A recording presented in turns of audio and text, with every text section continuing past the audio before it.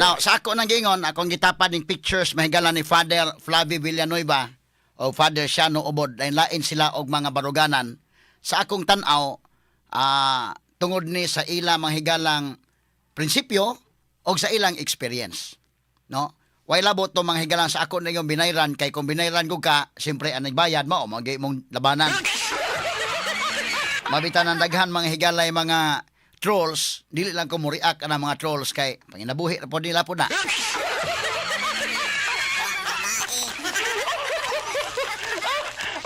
Kana usa ka matang sa pagbaligya sa prinsipyo para po mabuhi, no? Imong tan-awon sad. Sige na lang, no? Kay ila po na. Programa po mahigalay di madag kwarta. So arita mga kaigalaan sa mga di madag kwarta. Kini mga prinsipyo. Now with due respect, doon na po mga higalay kanang prinsipyo hay lang, doon na magyud mahigalay okay ni Father Flavi, no? Kay lahi lagi iyang experience pod. Si Father Shano po doon na po daghan nga mo laban Father Shano kay parehas sa experience ni Father Shano. Straight to the point. So di mahigalay pare nga kontras mga Duterte, di apoy pare nga laban sa mga Duterte. Straight to the Gumikan point. sa experience, no? But kini magod lain nga komentaryo, ako lang ni mahigalang hisgutan kay kana gud mahimo man di mo tagdo ng uban, mga trolls o uban pa o mga ordinary lang mga comments. But dunay usangan ni komentaryo mahigala nga dakong official kani adto og unya kini ni ang medyo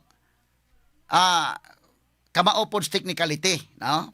So muna nga ato ning tubagon sa mga kahigalaan gamay, ato mahigalang i-discuss gamay. Aritang Father Shano mga higala kaysa may gi-attack ani.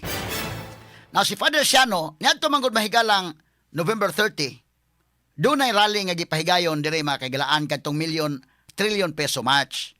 Unsa may naka-trigger sa trillion peso match? Ang naka-trigger na gumikan ning grabing korupsyon karon. Labaw ng gawas ng korupsyon gumikan mahigala sa flood control projects. Straight to the point. Mama ni hinungdan ngano ni marcha ang mga tao gumikan sa grabe nga korupsyon og ni demand ang katawhan og accountability. So in fact kadto maong marcha sa November 30 ang nanawagan mahigala ni adto mao mga kaigalaan si Bishop Abitoy. Straight to the point. So og maghisgot tag corruption labot at tutungod to sa flood control mo'y naka-trigger. Nya kanang flood control project gyud mahigala. Ang duna gyud mga kaigala ay ma-question ana, although ang uban magpapiyong-piyong lang mga kaigalaan. Kini magud mga higalang kita mo DPWH, mga congressmen, mga senators mahigala nga maoy nagmaniho ang budget, ang Committee on Appropriations, ang speaker ug of course ang presidente kay ni pirma. Straight to the point. So, ang Vice President dinaway labot o maghisgot kag national budget mahigala. Kini klaro-klaro ang istorya ha. Ang Vice President way labot. In fact, ang iya ra gyud ana mahigala mo propose po siya pilay budget sa iyang opisina o kuhaan magani ang budget mahigala ni Vice President Sara Duterte. Howd mga higala ang Committee on Appropriations kabantay mo tubang Sara dito. Sika-sikaan pa siya dito. Wa pa mahigalay mga ihatag mahigala nga mga courtesy para kang Sara. Straight to the Pero point. kang Saldico mahigala, sa dihang kauban pa sila, na kuno'y interparliamentary courtesy, mauni mauna.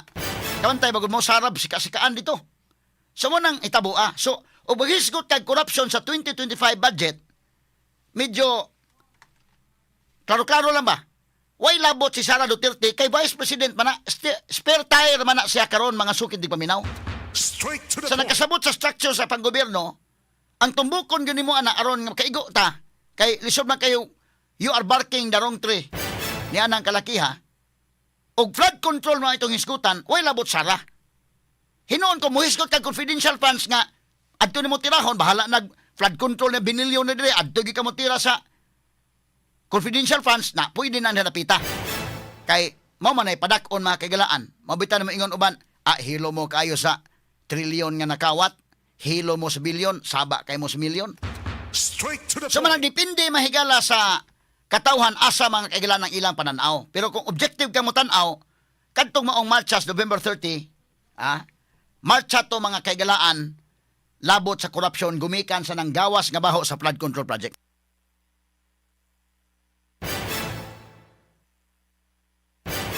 Okay, so mao na yung mga sukitig paminaw.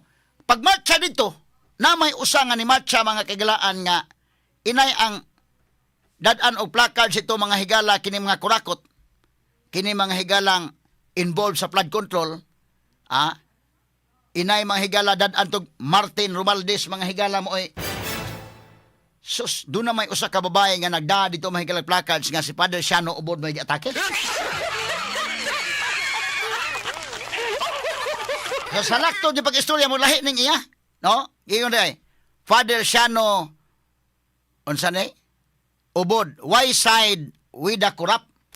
Straight to the point. Ngano kunong mo side ka ngadto sa corrupt? Mo na giingon sa maong gida mahigala ni babae, maong babae.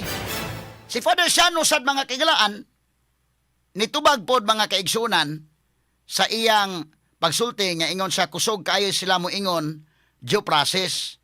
Due process. Ang EJK ni Duterte why due process? Ako di ay ni agi da kog due process. Gihusgahan man ko. Why side with the corrupt? Unya iwarawara pa. Straight to the point. O man ang tubag po ni Father Shano adtong maong nagdag placards. Straight to the Kini gud point. mahigala karon panahon na inigrally nimo dito. Ang uban magdag BBM resign, ang uban dili magda. O magrally dito mahigala maingon BBM resign ilan nang i-appeal ng placards niya. Kini iya gi-appeal mga kailan react po sa Father Shano. Ingon siya mahigala nga kusog mo ingon o due process pero inyo kong gihukman na aday due process. Straight to the point. Ngano man nga nakaingon man mo babae nga ni side ka sa kurap. Ang pangutanan dako ni side ba sa mahigalang Marcos da kana siguro. Straight to Kaya the point. nakatrigger ining maong rally mahigalas November 30. Mao man tong flood control problem. Mga binilyon mga sukid di paminaw. So mo na iningon si Father Shano nga kusog mo maingon og due process pero ako inyo kong gihukman nga way due process. Straight to Kay the gusto point. siya mo explain unsa iyang baruganan. Og naminaw pa unta ka, makahibaw ka nga anong mauni akong baruganan. Kini magong confidential funds si Sara Duterte mga kaigalaan, dako pang lalisonon confidential funds maguna. Unya ang kuha ni ingon man mga higala nga why irregularity. Pero kining flood control projects nga binilyon, trilyon o binilyon, klaro man na kayo. Kana mga insertion sa budget kana nangawag ta nga kwarta, kini mga higalang nana sa doorstep sa Malacañang, kanang mao mga higalang corruption. Straight to the Namay point. nangawa nga kwarta, unsa man ang paglimod na? O mulimod ka, namay nangamatay sa baha. Naklaro man ang mga flood control projects ron, namay mga ghost projects. Straight to the point. So asa man, og dito ka ni side ana, nakana hinoon makain ka nganong ni side kas corrupt. Straight to the point. Wa man mo side for the Shano na dito. So karon sagdila na mga comments, dunay usa mahigalang ni komentaryo. Ako lang tabunan ng iyang ngan mahigala usan ni sa mga kanhi official mga kaigalaan nga kamausan ni mga higala nga technicality sa balaod. Ni komentaryo sa mga kaigalaan nga mura pug iyang giduot si Father Shano kunuhay. Nga mura si Father Shano og medyo ko mo ni iyang komentaryo mo na atong i-explain ha. Ingon siya, FYI sa pare og sawa kasabot sa kung asa angay ipatuman ang due process. Kung gobyerno ang nikuha sa kagawasan o katungod sa usa ka tawo, pananglitan sa pagsilot sa gikasuhan o krimen, applicable ang due process. Mo na gisulti sa konstitusyon. Gobyerno ba ang nagbitbit sa sign nga why side with the corrupt? Dili. Pareha ba na sa gibuhat ni Duterte o sa mga pulis o death squad nga musunod sa iyang itudlo o tawgon nga adik o pusher o nya patyon dayon imbis nga imbisigahon o kasuhan matod pa due process nga gigarantiya sa balaod? Dili. A private citizen, matod pa niya, calling a priest corrupt is not a violation of due process because due process doesn't apply in that situation. So nilaban sa atong nagdag placards against sa Father Shano, murag iyang gi pagkaubos Father Shano ang understanding ni Father Shano. Pero ako i-explain ha. Ako i-explain unsa mga higala ka brightness Father Shano. Medyo na manager man sa bangko sa una din no. Yan isod og pagkapare. Tanawa ko nog kwan. CPN man si Father Shano, tanawa daw. Matod pa niya, ako nang gipunit ning maong comment kay di man ko ni ordinary lang ang mga kwan ba kanang mga trolls o kanang mga ordinary pasagdan na nimo wat kini usan is mga dagko mga higala nga official sa una. Ako ni puniton kaya ako explain ibalik na ko niya ni. Ingon siya may galalaban sa nga to nagdag placards, ingon siya nga but when a president tells the police that a person is an addict or a pusher and should be killed, then that is a violation of due process. Why? Because the president represents the government and that the tiwas names. Saka names. Kaya itong basahon names. And that the government guarantees due process. Saka pa. Okay? Saka pa. Kana. Saka pa yun. Pwede pa masaka? Napay sa isumpay sa ingisulti names. Mabasa ra ba? Dili ko kabasa dili. Tanawa. Sabta og tarong usa mag-comment matud pa niya. Straight to the point. With due respect ani ako lang gitabunan ni iyang ngan mga kagalaan. Ako lang gitabunan niya ngan mga sugitig paminaw. With due respect ani niya, sakto iyang explanation. Kung imong sabton ang words nga due process by pure technicality sa balaod, sakto iyang explanation. Nga dili applicable kanang pulong due process anang babae nga nagda mga higala og placards against Father Siano. Straight to the point. Ibalik na to dong katong picture ni Father Siano og katong sa babae dong. Sige na, names. Okay, so mao na ni mahigalang iyang gisulti o kaniyo. So kaninyang explanation mga kaigalaan sakto ni sa technical nga pagsabot og legalistic gyud nga pagsabot labot sa due process. Straight to the point. Pero ining iyang pagkasulti murag iyang gipakaubos si Padre Siano nga murag wa sa kasabot aning due process. Sa pikas gabahin akong klarohon na kanang pulong due process mga sukid tigpaminaw mahimo kanang gamiton in town sa dili purely legalistic way. Straight to the point. Unsa man ang due process mga kaigalaan o ka sa layman's lang nga pagkagamit og ari ka mahigala sa akong tan-aw magud mga kaigalaan considering that Father Siano was the one who used that words, it is only proper that we ask him what he meant by due process. Saman mo yung nagsulti. Lahi ang interpretation ninyo, lahi ang kakapadre Siano. O sa may bot pasabot ni Padre Siano? Did he use those words literally? Or did he use them as figure of speech? Muna akong question. Straight to the point. Gigamit ba niya na mga higalang word nga due process by purely legalistic nga pamaagi or iyang gigamit na as figure of speech? Straight to the point. Diha na karon ang problema. Kay kung di ni matubag mahigala mo raman sag bright boy paminahon, with due respect niya mahigala og pure technicality sa balaod sakto niyang explanation. But si Father Siano, for ato klarohon lang kana paggamit ni Father Siano ana sa akong tan-aw, Father Siano wanted to drive home a point. Mao na nga iyang gigamit na nga words. He used those words not in a legalistic sense, but as a figure of speech, mga sukid tigpaminaw. Straight to the point. Ano man, sa may due process. O technical ni mo pagsabot mahigala. Sudlon yun mo deep dive tas technicality. Sakto niyang explanation. Muday pag yung taon sa man ang due process, duha kamatang. Substantial due process, procedural due process. Legal na kayo. But pwede bang gamiton sa ordinary? Pwede. Kung sa due process, fairness. Buti pasabot nga, maminaw ka sa pikas nga side. Doon ay sumbong, maminaw ka sa pikas nga side. Pwede bang gamiton ang mga words? Sa pamaagi mahigala nga gusto ka mo drive home point? Pwede. Simple. So sakto ba sa Siano? Sakto. Dili man, wa man tas korte. Kanang paggamit ni Father Siano sa word due process, dili man mga higala nga iyang gigamit na nga naas korte nga purely technical ang atong paggamit ana. Straight to the point. Kana dayong maestra day karon nay ni sumbong karong bata. Maestra sa grade 1 day. Sumbong bata, mingon maestra. Sige lang ato sa paminawon ang gisumbong. Unsa man na due process? Fairness. Maminaw ka sa pikas nga side. That's part of due process. Sumunay bot ipasabot mahigalang Father Siano. Ang iya magud kay technical kayo, ayaw. Kay dili man technical mga kaigalan. Parehagod sa word, ani ha? Kana dayong word mga higala nga murder.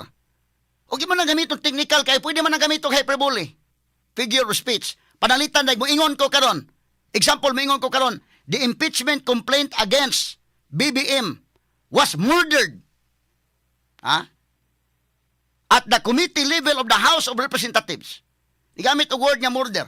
Moingon day po ka nga, dili kay kanang murder under the revised penal code. Kuan man ang murder, kini ni ang pagpatay man na, lahi ba ang homicide sa murder? Kung atong teknikalon pagsabot mahigala, di mao. Legal nga pamaagi okay. But I want to drive home a point nga ang usa ka kaso nga impeachment gipatay diha pa lang sa committee level. Mogamit ka word nga murder.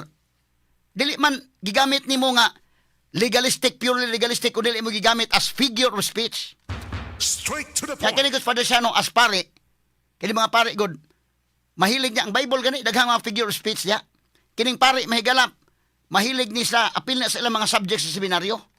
Straight to the point. Kana lang mga higalang litany lang daan ni Mama Mary unsa man na. Daghan mga figure of speech siya. Kana moingon kag kana nag Tower of David. Turi ni David. Turi ni Garing. Balay nga bulawan, salamin sa katarungan. Unsa man na? Those are figure of speech. Ha? Nya kini si Father Siano mga higala ngilngig ni og background. Kani adto mahigala dili na sa bangko magtrabaho mga sukid di paminaw ni sud pagkapari. Canon lawyer ni. Kini si Father Siano. Straight to the point. Tanawar ko na ang the way mo humilis, Father Siano. Very practical. Kung tanaw ni mo mahigala yang maminaw ka sa humili, kana bang practical nga mga istoryahan na relatable kayo. Kita ni mong kabright ba? Paminawar ko na ang kanana niyang humili. Hindi humili niya mahigala unsa ebanghelyo, unsa mga higalay mga panghitabo karon sa kalibutan nga kuan jud, relatable sa mga tawo, makarelate jud tawo. Unya iyang i-connect sa gospel. Straight to the point.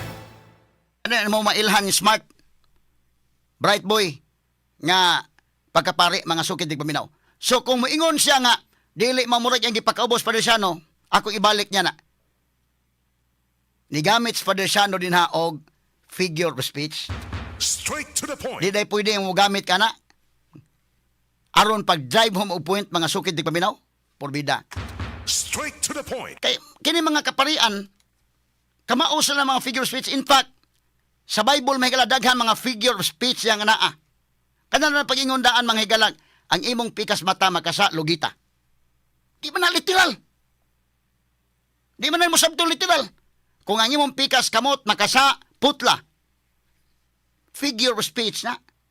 So kining maong tao nga ni komentaryo mahigalang Father Siano nga murag yang gipakaubos Father Siano, tanawa imong kaugalingon kay kanang Father Siano canon lawyer na, CPA na sa Father Siano, wa ko masayop day. Dito man ang trabaho sa bangko.